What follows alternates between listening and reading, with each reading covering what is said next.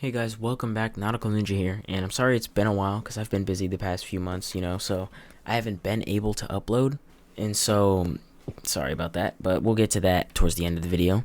Today I'm going to be talking about the Chicago Auto Show. So I went to the 2024 Chicago Auto Show, and in my honest opinion, it was actually one of the nicest Chicago auto shows that I've been to.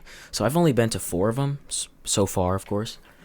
But out of the 4, this is probably the second best because 2021 summer cast was like really fun, especially since you could go outside and stuff, and they had events out there.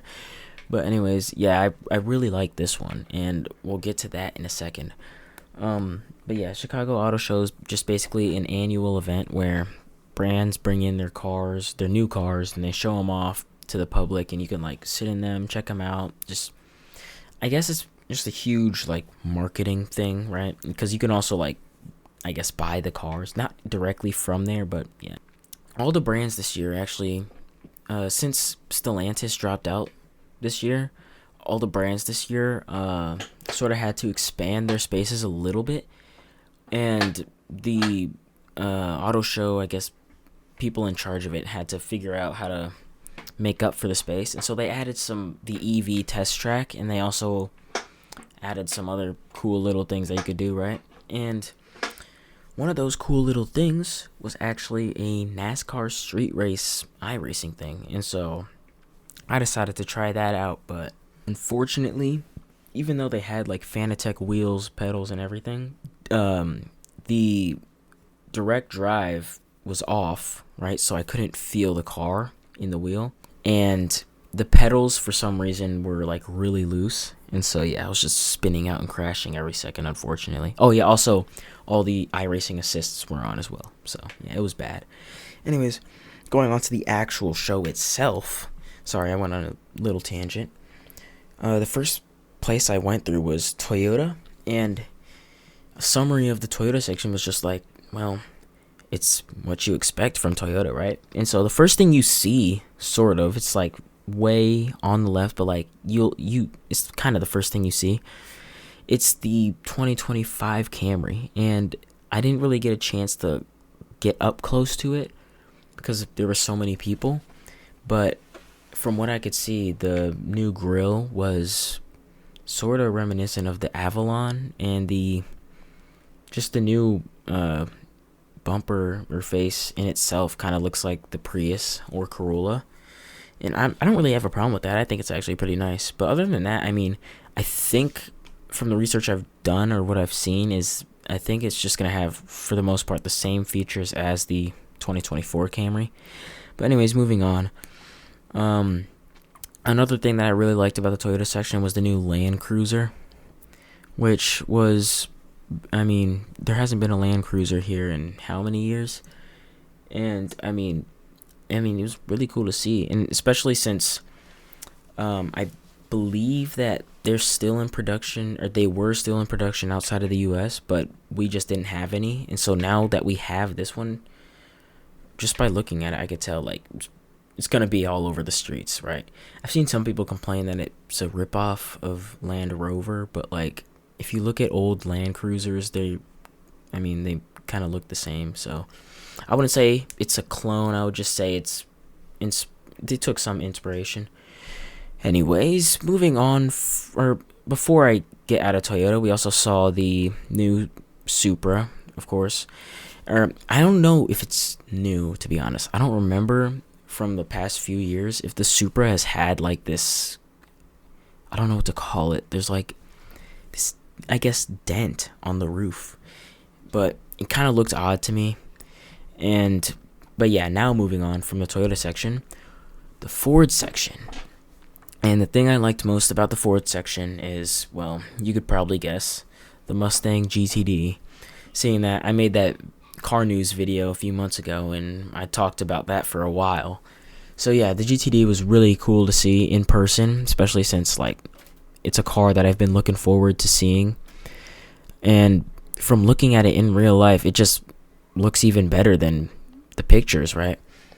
And yeah, that's really all I can say. It's just a really nice car. Anyways, Moving on, I mean, there was also some other Mustangs there, of course, like the Dark Horse, which I got to sit in, and the Mach 1 and all that. Moving on, we also went through the Subaru section, and Subaru likes to have like their little theme going on, right? So they had the wilderness and outdoors and all that, and it was pretty nice. It was a cool section. My only issue with it was more of just the fact that there weren't that many cars to look at, right? There were a lot of their SUVs, but I mean, I guess that makes sense because that's really all they make now.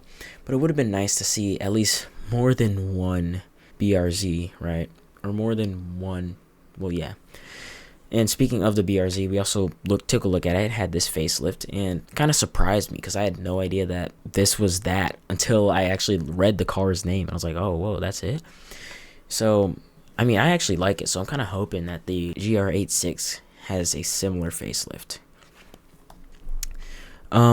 Moving on. Earlier I mentioned that Stellantis dropped out, right? So, to make up for that space, the auto show actually invited a lot of, like, I guess, supercar clubs or whatever, and these people, like, brought in their cars for us to see, and so we went around there and we saw, like, the Radical RXC Turbo, the Liberty Walk McLaren 720, the Rauwelt Porsche, or however you pronounce it, 918, and just a bunch of really cool supercars, right? And those were really nice to see. Like, I love seeing those there.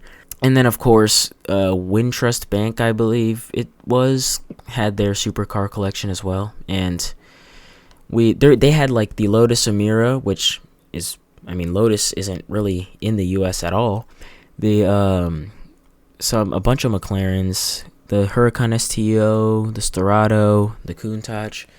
So yeah, just a bunch of supercars to look at. They also had, like, a really large amount of Rolls Royces and Bentleys, and I don't really care that much about those cars. I mean, they're still nice, but I mean, that many is crazy. Anyways, looking through Honda, they had their Honda Jet, they had their Odysseys, they had a lot of their stuff. They actually had this IndyCar pace car. I don't know what it was. I don't know exactly what event it was for, but it had the NTT IndyCar Series sticker on it, and it might have been based off the Civic. I'm not really entirely sure what it was. And then, of course, they also had the new Civic, which looks entirely different from the 2016 Civics that I see all over the place, and also the 94 Civics I see all over the place. And I don't have a problem with it. It's just like, kind of looks more like a sedan than a hatchback, right? Those are really all of the brands that I really looked through. I also looked at Nissan, Volkswagen, which had their old Beetle there.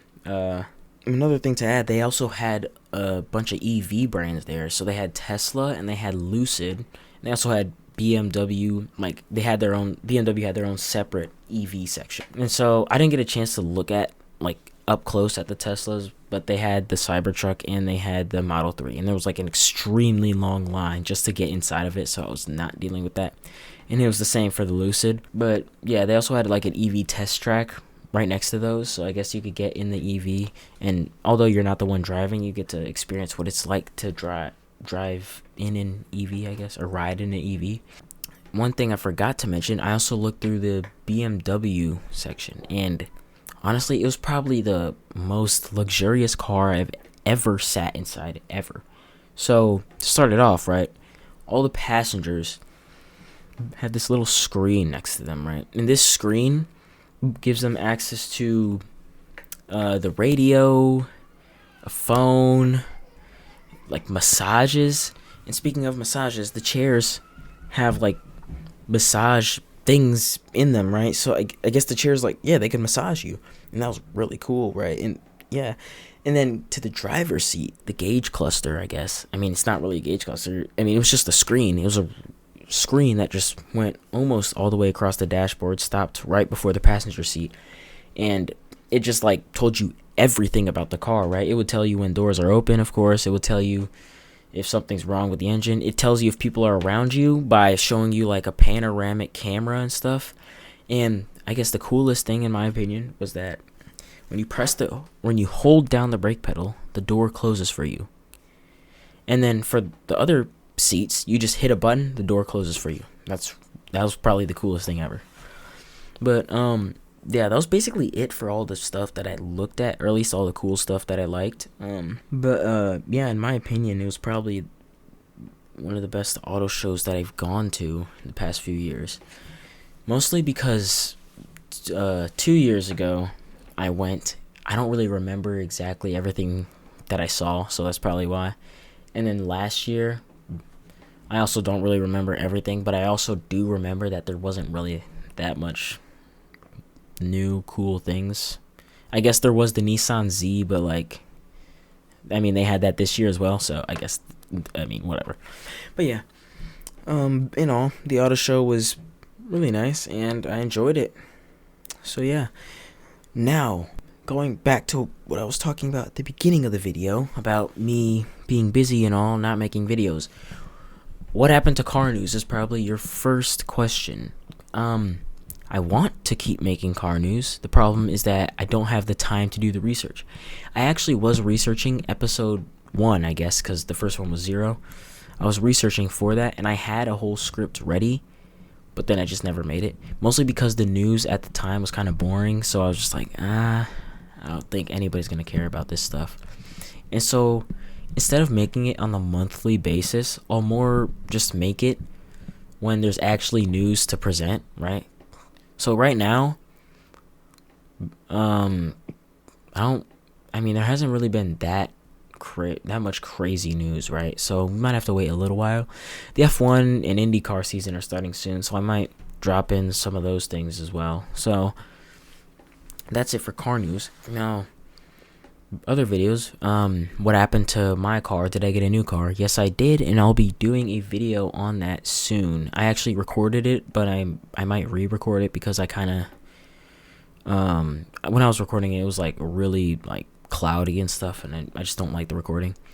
And then also I'm gonna do a video on my brother's Corvette, which he got a few months ago as well. But back then I couldn't record because the car was kind of undrivable, but now it is.